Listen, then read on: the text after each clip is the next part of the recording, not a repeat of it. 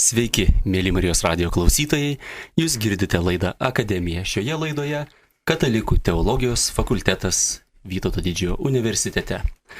Artėjant mokslo metų pabaigai, egzaminų sesijai, pats laikas pasidalinti su jumis, mėly klausytojai, fakulteto spalvomis, fakulteto gyvenimu, kuris įvairus, niekad nestovintis vietoje, besikeičiantis kartu su ateinančiais vis naujais, labai įdomiais studentais, įdomiais žmonėmis. Taigi šioje laidoje visa puokštė įspūdžių, puokštė patirčių, kelionių, nuotykių ir ta puokštė tai yra žmonės, tai yra mūsų studentai ir studentų veiklos organizatoriai. Taigi aš, fakulteto dekanas Benas Ulevičius, šioje laidoje kalbinsiu Ramunę Paliūnaitę, Vitaliją Stanislauskaitę, Giedrę Barčkutę ir Gabrielių Klimenką. Sveiki. Sveiki. Taigi, mėly mano pašnekovai ir pašnekovės, esam čia pasidalinti, pasipasakoti, atskleisti mūsų gyvenimo aktualijos, nes jūsų gyvenimo aktualijos yra ir fakulteto gyvenimo aktualijos. Šioje laidoje ir turėjau tokį tikslą pakviesti labai įvairias patirtis turėjusius žmonės. Taigi jūsų pasidalinimas apie šios mokslo metus bus net ir man įdomus, nes fakultete tik bėgame, paskaitos, susitikimai, renginiai ir kartais net ir negaliu suspėti išgirsti, kas jums nutiko per šios mokslo metus. Taigi, Giedrė, ko pradėti galvoju, Giedrė, kokie buvo tau šie studijų metai?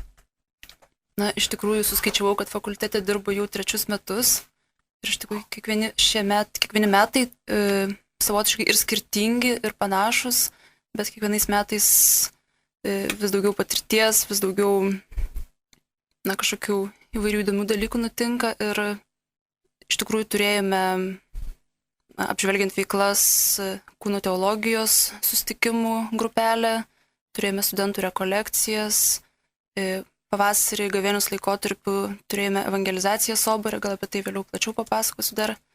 Ir, iš tiesų ir vasarį netgi planuojam veiklų, žadam ne vien ilsėtis, bet taip pat evangelizuoti ir mokytis, kaip evangelizuoti. Tai iš tiesų, bandydama organizuoti kažką studentams, labai daug gaunu ir pati. O studentai ar nepyksta, kad dar vyksta kažkokios veiklos greta studijų, atrodo ir taip, dabar štai dar ne vienas studentas vis bėga į koliokviumą, o čia staiga dar kvietimai į visokias evangelizacijas, ateikit, paevangelizuokit, ateikit, pasimelskit, ateikite, pasimokykite, važiuokit ten, jūs galite išvykti dar kažkur, tai kartais man atrodo, kad studentai gal gaundami tą žinutės pradeda, ar nėra taip, kad varge, dar kažkur tai mane kviečia? Apskritai, kiek aš pastebiu, pačiam Kauno mieste krikščioniškas gyvenimas yra labai turtingas ir yra daugybė vietų, kur tu gali nueiti tiek į jaunimo centrą, tiek į piligrimų centrą, savanoriauti, tą pačią Marijos radijui. Ir mes fakultete, aišku, ne viena veikla nėra privaloma, bet jeigu kažkas susidomi ir įsijungia iš tas veiklas, tai labai džiaugiamės. Tai iš tiesų yra toks kaip ir būrelis entuziastų susiformavęs, kurie yra visada šalia, kai reikia, kurie patys siūlo idėjas ir kuriem įdomu daryti tai, ką darome. Kiek pastebiu, entuziastai patys auga ir entuziastų taip pat daugėja, nes entuziastų veikla yra šilta ir įtraukianti. Buvo labai gera matyti pereitą savaitę studentų kampo atidarimą. Studentų kampas tai ne tas kampas, kur prasižengia studentai statomi, bet tai studentų patalpa skirta poilsiui, atsipalaidavimui ar išgerti arbatos, gal pasėdėti, padiskutuoti. Ir, susirinko minia studentų, besišypsančių. Ir aš dar neseniai žiūrėjau nuotraukas, tie spindintys veidai, galvoju, kaip malonu. Buvau namie žiūrėjau nuotraukas, galvoju, norėčiau dabar sėsti greitai į mašiną ir važiuoti vėl į fakultetą. Bet Giedrė, tau labai lengvi šie metai dar ir todėl, kad rašai magistro darbą ir vis dėlto tavo tema labai įdomi, negaliu susilaikyti. Gal gali trumpai pasakyti klausytojams, ką atradai? Dabar man reikia atsiminti. Iš tiesų rašau apie ikoną ir apie žiūrėjimą. Tai darbo tema skambėtų ikona kaip žiūrėjimo terpė vaizdinio posūkio epochoje. Tai nėra teologinis darbas, aš studijuoju medijų filosofiją. Ir iš tiesų gal pačiai yra aktualu ta žiūrėjimo tema, nes iš tiesų gal ir banalu kalbėti, bet esame bombarduojami vaizdais, atvaizdais ir kurie į mus žiūri iš reklamos stendų, iš to paties kompiuterio, prie kurio praleidžiam labai daug laiko. Ir kažkaip papuolė į rankas tokia Žano Luko Marijono knyga Atvaizdų dovana. Ir kažkaip skaitydama šitą knygą aptikau, kad iš esmės šitas žiūrėjimas yra stabmeldiškas ir tam tikra stabmeldystės forma. Ir kažkaip pradėjau galvoti, o koks yra alternatyvi galimybė žiūrėti, ar apskritai tokia yra, ir atradau ikoną kaip tą alternatyvą. Tai va ir bandau šitą temą vystyti. Ar tu sakai, kad tas nuolat mus bombarduojantis kvietimas ganyti akis, žiūrėti į spalvotus vaizdus, reiškia mum tam tikrą naują stabmeldystės formą, o ikona yra jau kitoks žiūrėjimas, kuris neveda į stabmeldystę? Prašau čia pasiaiškinti. Labai įdomi mintis. Aišku, ir ta pati ikona gali būti labai didelis pavojus ir gal net didžiausias pavojus stabmeldystės galimybei, nes būtent šitas autorius, kurį aš nagrinėju, tai jisai daro tokią perskyrą, kad jeigu iš tiesų tavo žvilgsnis užklimsta tame atvaizde, tai tas atvaizdas tarsi veidrodis grąžina į tavo atgal ir iš tiesų tavo žiūrėjimas tai yra tavo tarsi geismo projekcija ir tu tiesiog projektuoji savo geismą ir šitas žiūrėjimas niekur neveda, jis veda į save patį, kas yra didžiausias egoizmas iš tiesų ir žiūrėjimas į ikoną, jeigu tu sugebi tą vaizdą, tą atvaizdą peržengti, iš tiesų veda į susitikimą. Neveltui paskutinioji pastoracinės teologijos studentų laida, išeidama iš fakulteto, paliko dovaną fakultetui kelias ikonas. Tas ikonas būtina pakabinti auditorijose, kad mokytumėmės žvelgti pro atvaizdą, bet ne į atvaizdą, pro atvaizdą žvelgti į didesnę tikrovę. Norėtųsi visą laidą paskirti, Giedrė, tavo darbui, bet turbūt, kai apsiginsi, galėsim jį pristatyti. Vitalija, kokios tavo aktualijos mokslo ir studijų metam artėjant į pabaigą? Didžiausia aktualija tai suspėti padaryti visus namų darbus, žinoma, šiuo metu vyrauja, bet turbūt dar didesnis ir džiaugsmas ir ta aktualija, jog aš dabar esu antram kurse, tai vadinasi, baigiu filosofinius 2 metus ir pagaliau peržengiu šiek tiek aukštesnį lygį į teologiją. Tai aš be galo trokštu ir laukiu 3 kurso pradžios, jau kažkaip vasarą galėtų labai greit prabėgti ir kad prasidėtų greičiau tik teologiniai dalykai. Bet aktualija vis tiek lieka pagrindė mokslas, bet ir tokie šalutiniai užsiėmimai. Tu geidi Dievo pažinimo.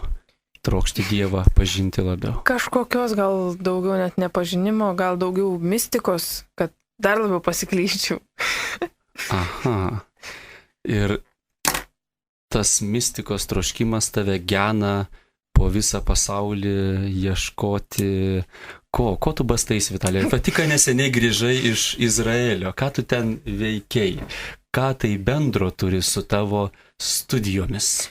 Su studijomis bendro turbūt turi tai, jog ten visgi šventoji žemė ir ten kažkada vaikščiojo Jėzus ir apaštalai. Ir buvo labai įdomu paliesti tą žemę, prisiliesti prie tų pamatų, netgi judaizmo dar pamatų, juk šventyklos viena siena, raudų siena, prie kurios irgi teko pabūti. Tai buvo daugiau kelionė švęsti Velykas ir, nežinau, turbūt tokia atrakcija. Taip pat pažinti vieną bendruomenę, kurioje teko truputį pagyventi.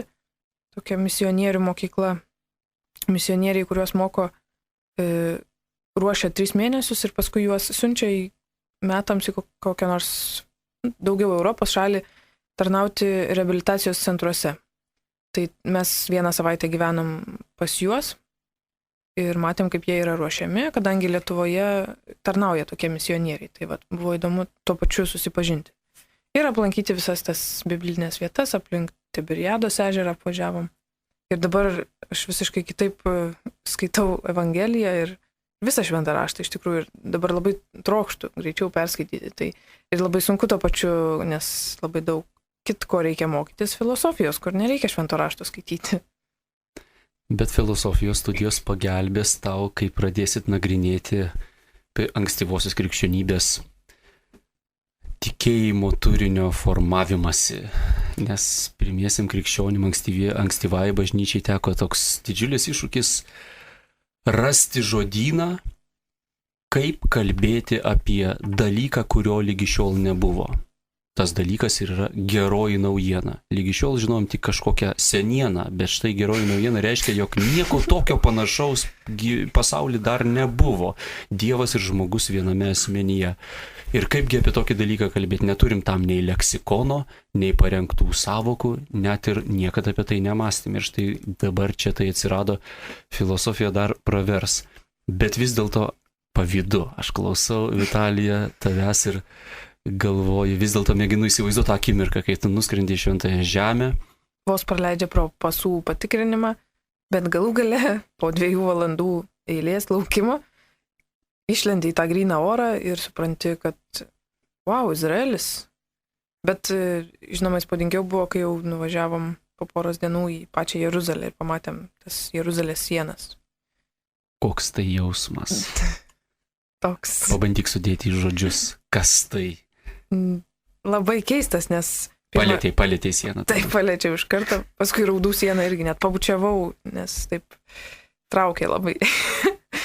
Bet šiaip jausmas turbūt vienintelį kartą gyvenime dar iki tol nebuvo tokio jausmo, kad taip būčiau arti senovės. Kad senovė, ta prasme, senieji amžiai, pirmas, tarkim, amžius ir 21 amžius yra vienoje vietoje. Tai esu aš ir visi pėdsakai, nes kai kurios vietos ten tikrai autentiškos. Vienas brolis kapucinas, studijuojantis archeologiją, mums labai daug pasakojo apie tas vietas, ką jie ten atranda ir kas tikrai yra autentiška. Visokie kapai ir panašus dalykai. Bažnyčios dabar jau pastatytos ten, tai yra tiesiog pasakiška pamatyti. Pamatyti labai daug žmonių. Gal tai nebuvo labai ypatingas vaizdas, daug žmonių, ypač einant į baziliką švęsti Velykų, nes ten kvepia ir muštynėm ir panašiai. Dėl ko mušasi krikščionys? Krikščionys mušasi dėl to, kad bazilika yra padalinta kelioms konfesijoms ir tiesiog turkai saugo juos, tą baziliką tai yra saugo ir neįleidžia krikščionių vienu metu, tai padalina laiką, net labai įdomu buvo net ir tai stebėti, kaip jie užrakina, atrakina baziliką ir tik jie vieni gali ten būti. Prisiliesti prie grindinio, kuriuo galbūt žengia Jėzaus kojos, dažnai girdim, kad jokio skirtumo, Dievas yra mūsų kiekvieno širdyje, Jėzus mumise. Taip, tiesa, kita vertus skaitome, jog iš jo ėjo galia. Ir žmonės, kurie netikėjo tą galią, tai galėjo jungti tokį saugiklį, bet įdomu, kaip su tam uolom ten ta galia. Ramūne, tu lieteisi prie visai kitokių dalykų. Taip pat ne Lietuvoje. Štai tavo studijos fakultete jau artėja į pabaigą, ginsiesi bakalauro darbą, bet spėjai nuvažiuoti prisiliesti prie bibliotekos lentynų Austrijoje, tarptautinėme teologijos institute. Tavo įspūdžiai? Iš tiesų šitie metai buvo tokie keistoki, sakyčiau, nes ir praturtinti, ir kartu daugiau tokia, labai greitai tuo pačiu prabėgo, kadangi čia gavau tokią galimybę išvažiuoti labai keistai pavasario semestre, būnant 5 kurse į Tarptautinį teologijos institutą Austrijai. Ir dabar galvoju, kad ten tiek visko daug buvo ir tiek daug įspūdžių, kad atrodo, čia galėtum visą vakarą kalbėti ir sunku sutalpinti ir susisteminti, ką būtent tokio akcentuoti reikėtų svarbiausia, kas paliko didžiausią įspūdį, nes atrodo, buvau 3 mėnesius, bet tie 3 mėnesiai praėjo kaip tikrai nemeluosiu, kaip 2 savaitės turbūt, ir kai jau reikėjo išvažiuoti, galvojau, kaip čia taip greitai tas laikas praėjo ir atrodo. Kokias pagrindinės dovanas gavai? Tu vykai pagal Erasmus programą, tavo kelionė buvo apmokėta, atlikti praktiką, būti ten su tikinčiai žmonėm, tikinčia institucija, kuri tikrai katalikiškai rengia studentus, liturginį gyvenimą gyvena. Kokias dovanas parsivežė? Juk tu grįžai į fakultetą jau pilna dovanų, kitaip tariant, atnešiai kažką. Na, iš tiesų, ITI gyvenimas, tai kiekviena diena būdavo dovana ir jaučiu ir paugėjus, ta prasme, ir, dvasiškai, ir žiniom, nes ten gyvenimas yra labai intensyvus, ir studijų prasme, ir maldos prasme, tai iš tiesų turbūt sunku būtų pasakyti, tiesiog. Tavo teologijos ir religijos iš visos studijos, Ramūne, žinai, tiek žmonių dabar pagalvojus gyvena tokį normalų gyvenimą, taip sakant, žiūri, iš ko duoną valgys, kaip mano tėtis sakydavo, ir studijuoja tokius dalykus kaip ekonomika ir vadyba. Ar tu nesigaili apskritai, kad tavo gyvenimas pateko į šitą keistą, žiūrėk, ir čia mes sėdim keistų žmonių bendryje, tokia draugija, kas į Izraelį važiuoja sienas, liečia su didžiausiu įkvėpimu. Giedrė rašo darbą apie kažkokį kitokį žiūrėjimą, tartum mes čia kažkaip tai visi netaip žiūrime, bet sako, štai ikona įmoko tave kitokio žvilgsnio. Keistuoliai ir tiek, ar tu nesijauti keistuolė? Kaip tavo, ar gyvenimo negaila? Ne, tikrai negaila, aš iš tiesų labai džiaugiuosi, kad pasirinkau teologijos studijas ir, kaip kažkada sakiau, vienam mūsų fakulteto toks filmukas buvo, kad jeigu dar tektų kada pasirinkti, tai tikrai rinkčiausi tą patį, nes turbūt verta būtų pasakyti tuo, kas aš esu dabar, tai yra tikrai labai didelis indėlis teologijos studijų ir paskutinio 3 mėnesių Austrijoje. Kas yra svarbiausia teologijos fakulteto studento gyvenime, studijose? Manau, labai svarbu yra malda, kad teologijos studentas gyventų maldos gyvenimą. Taip pat labai svarbu yra studijos, nes kadangi jeigu yra tik tai intensyvus kažkoks aktyvus gyvenimas, bet nėra studijų, tai tada irgi nėra kokybės, aš manau.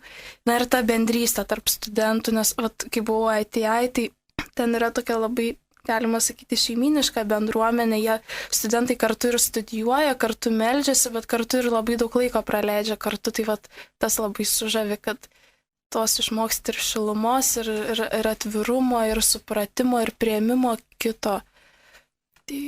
Vos ne kaip teologijos fakulteto merginų bendrabutyje. Na, Gabrieliau, tu atstovauji studentų mokslinę draugiją kaip jos pirmininkas. Taip. Katalikų teologijos fakultete veikia tokia studentų mokslinė draugija Signum.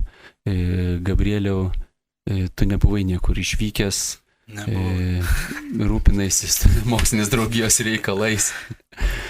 Taigi, kokie šie metai buvo jums? Šie metai, aš sakyčiau, pakankamai turiningi. Gal, kaip pasakyti, mes turėjom šiek tiek pasirengę paskaitų ciklą tokį, kurį mes buvom pavadinę Mokslas Dievo pažinimui, kur bandėme per įvairiausias prizmes pažvelgti į tikėjimą. Pavyzdžiui, buvo paskaita, kiek teologas turėtų būti filosofų, kur galėjom apžvelgti, kiek mums apskritai studijuoti tą filosofiją prieš teologijos studijas. Buvo pora paskaitų liečiančių evoliuciją, tai yra bažnyčios santykis su evoliucija ir apskritai apie žmogaus evoliuciją. Taip pat buvo viena paskaita vampiriškoji teologija, kur bandėm per mitologijos prizmę pažvelgti į tikėjimo dalykus. Taip pat buvom susirengę dar tokią išvyką pas mūsų dekaną, pastudijuoti tokio autoriaus Leviso, kuris Narnijos kronikas parašė, kaip žinia. Taip pat šiemet Signum organizavo konkursą moksleiviams, tikėjimas ir mokslas, ir dabar jau šis konkursas šiandien kaip ir baigėsi, sulaukėm virš 20 darbų, labai ateinančią savaitę turėtų būti susitikimas su tais moksleiviais, kurie rašė ir kur mes jau paskirsim apdovanojimus jau tiems, kurie geriausiai buvo parašę darbus. Buvo labai malonu matyti tą tokį pluoštą vokų. Aš pats nustebau. Ir ten visko, ten ir video medžiagos, ir, kūrybingi jauni žmonės. Taip, tikrai. Galės ateiti ir studijuoti fakultete. Mielai lauksim, nes jeigu žmogus gali, būdamas mokiniu, jau parašyti kažką iš teologijos srities, tai labai malonu, jeigu tokie žmonės, kurie motyvuoti ateitų į fakultetą.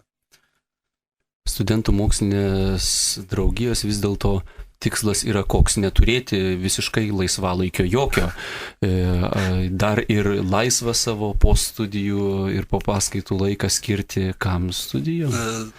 Šiaip laisvo laiko studentai tikrai turi visą laiką, kiek be būtų veiklos jie apsiėmė. Tačiau mūsų studentų mokslinės draugijos tikslas yra padėti studentams, kuriems neužtenka paskaitų, padėti augti akademiškai. Nes tikrai būna sričių, kurių per paskaitas nepalėti.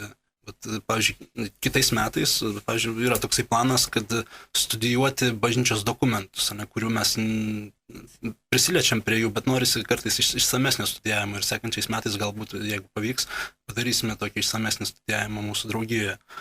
Į draugiją šiaip ateina žmonės, kurie motyvuoti yra daugiau susipažinti su tikėjimu ir pagilinti savo tikėjimo žinias ir akademinės žinias.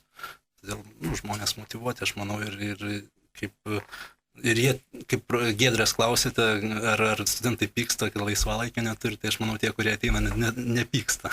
Nes jie dėl to čia ir atėjo. Taip. Aš dabar, nežinau, banalus palyginimas toksai, bet yra tokie vokiški aviganiai šunys.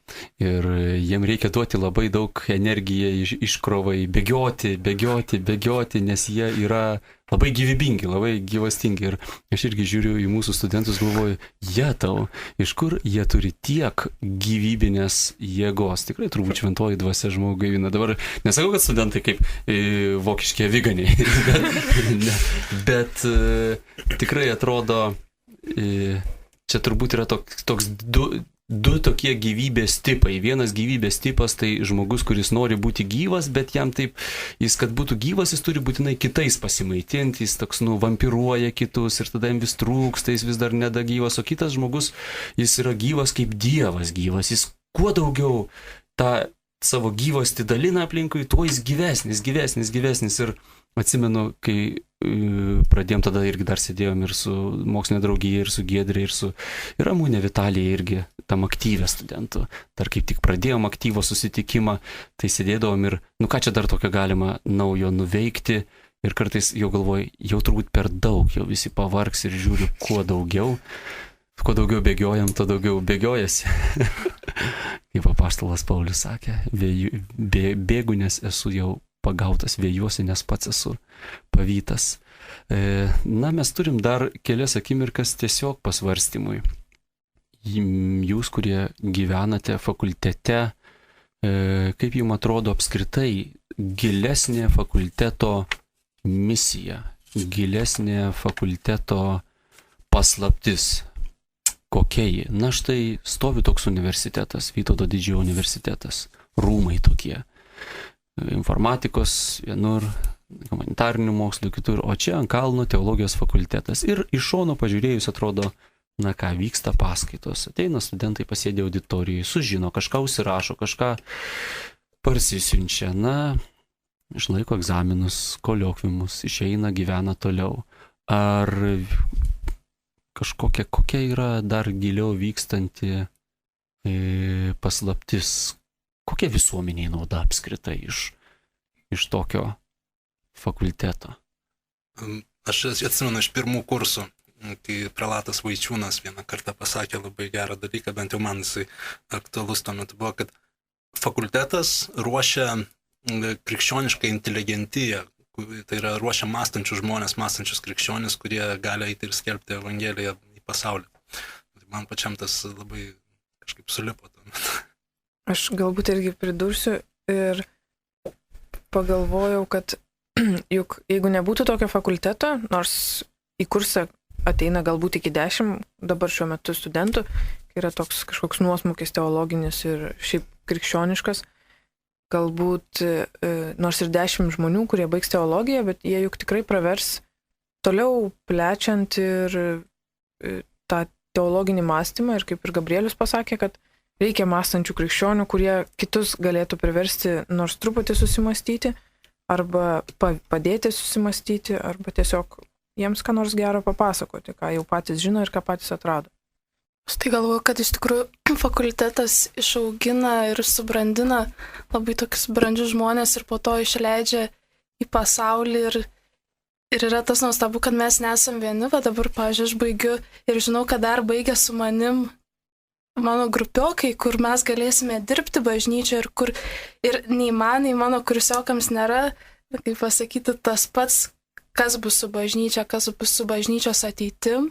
Tai va, fakultetas, manau, tuo pasitarnauja, kad jisai, bent jau aš iš savo patirties galiu pasakyti, kad uždega žmonės, kad jie eitų, darytų ir kad būtų bažnyčioje toliau ir kad stengtųs kažką dar geriau padaryti.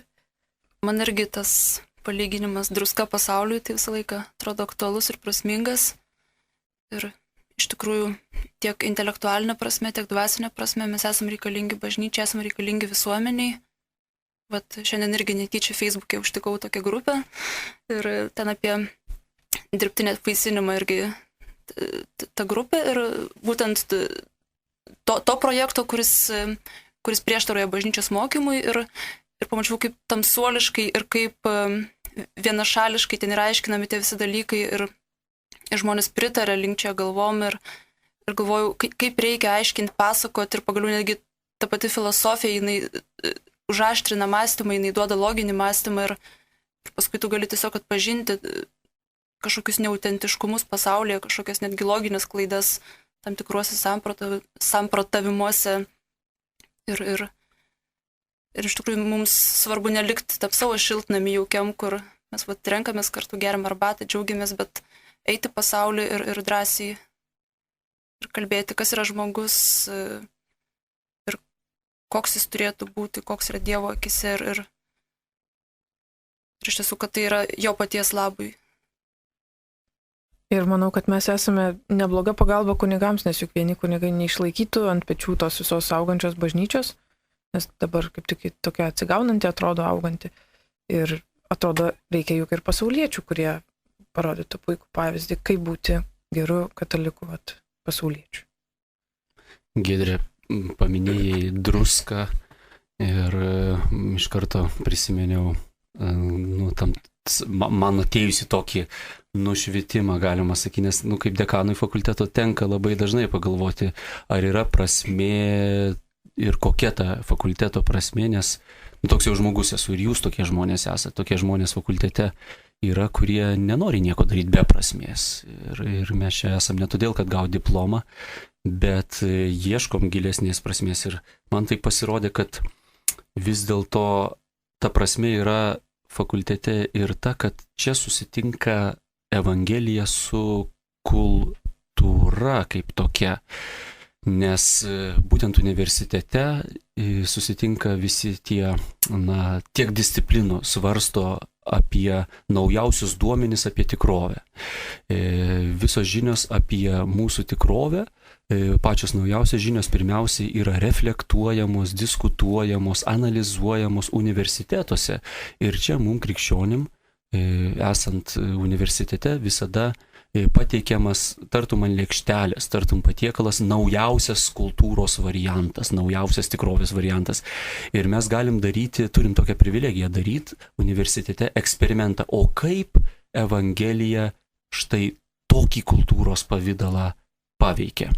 Nes Evangelija sūdo kaip druska kultūrą, jį suteikia surumą, apsaugo nuo gedimo, išryškina tai, kas kultūroje gražiausia ir taip, fakultetas nuolat eksperimentuoja, žvelgia į priekį ir mato besikeičiančią visuomenę. Ir pagrindinis klausimas yra ta geroji naujiena, ta Dievo gyvastis mums dovanota. Kaip ji veiks, kaip ji atsakys, kaip ji bus štai tam kultūros pavydale, kuris dabar yra jau ant slenkščio, dar daug kas visuomenė gal nepatiria, bet jis ateina. Ir tai mes matom per naujosius mokslo pasiekimus, meno pasiekimus, socialinių mokslų pasiekimai. Visa tai mums yra didelė privilegija būti pašonėje kolegų, kurie nuolat atlieka tos mokslinius tyrimus. Ir mes kaip krikščionis matome pasaulį naujausiame ir visuomenę naujausiame pavydale. Ir čia esate jūs, studentai, ir tai man labai džiugu. Na, kaip visada, tokioje laidoje klausytojai klausia, kaip patekti į fakultetą ir kokias studijų programas fakultetas šiais metais pasiūlo. Taigi dėkojame už šitą klausimą. Ir atsakymas labai paprastas. Fakultete yra 2 bakalauro studijų programos, tai religijos pedagogika ir katalikų teologija. Jeigu, mėly klausytojai, užeisite į interneto svetainę www.teologija.vdu.lt, kartoju, www.teologija.vdu.lt, jūs rasite visus duomenis apie stojimo sąlygas, stojamuosius egzaminus. Na, egzaminų nėra, yra motyvaciniai pokalbiai. Ir taip pat rasite informaciją, kaip susisiekti su fakultetu, gauti naujausią, gauti informaciją apie tuos motyvacinius pokalbius, ko reikia, ką reikia atsinešti. Taip pat fakultetas kviečia į 3 magistro studijų programas, tai pastoracinė teologija, religinis švietimas ir šeimotyra. Apie jas taip pat galite paskaityti interneto svetainėje, mano minėto adresu, arba tiesiog užėję į vdu.lt, ten gausite visą informaciją. Jeigu ką domina teologijos fakulteto gyvenimas, galima prisijungti ir prie Facebooko grupės, kuri vadinasi KTF, skliausteliai, Katalikų teologijos fakultetas, skliausteliai užsidaro, Keep the Faith. Keep the Faith, amerikonizmas šitoks. Taigi, mėlyjei, ačiū labai už buvimą kartu, dėkojame, kad klausėte šią laidą, kad buvote su Katalikų teologijos fakultetu. Mūsų nėra labai daug, 100 studentų visada žino, jog kartu su jais yra virtualioje erdvėje ir Marijos radijo klausytojai. Jum paskutinis žodis, mėly laidos dalyviai. Štai dar noriu pasakyti, kaip bebaigianti bakalauro studijas, kad fakultetas iš tikrųjų užaugina sparnus ir tu nori skristi dar toliau ir siekti dar daugiau ir žinoti dar daugiau. Tai čia puikia galimybė toks kaip startas pradėti, nuo ko tu gali tikrai tokį pagrindą pasidaryti žinių ir tada kilti aukštyn. O filosofija užaugina kojas, kad nepargriūtum beskrendant sparnais. Tai sako Vitalija, kuri laukia, kol filosofija pakeis teologiją, nes kojas jau turi. Atrodo. Na, mes laukiam motyvuotų studentų į mūsų studentų mokslinę draugiją. Ir iš tiesų mane, kas labiausiai džiugina, tai turbūt ne tie išoriniai kažkokie pokyčiai, ką mes čia veikiam, kokios čia veiklos įvyko, bet vidiniai žmogaus pokyčiai, kai aš matau studentus, kaip jie ateina į pirmą kursą, nedrąsūs, nežinantys, abejojantis, ir paskui matai, kaip jie keičiasi, kaip jie atranda, ypač žmonės, kurie neturėjo kažkokių veiklų, kurie galbūt nekeliavę, nebuvę, nematę, ir tikrai yra didžiulis džiaugsmas ir prasmė. Dievas yra, Jėzus yra gyvas ir mes jį patiriame nuolat Katalikų teologijos fakultete. Ačiū už laidą, mėly mano pašnekovai, mėly klausytojai, primenu, jog laidoje buvo studentai ir studentų veiklų organizatoriai bei organizatorės, tai Vitalija Stanislauskaitė, Gabrielis Klimenka, Giedrė Barčkutė ir Ramunė Baliūnaitė. Prie mikrofono dabar girdite fakulteto dekano Beno Ulevičiaus balsą. Likite kartu su Marijos radiju, likite su Dievu, likite su Katalikų teologijos fakultetu.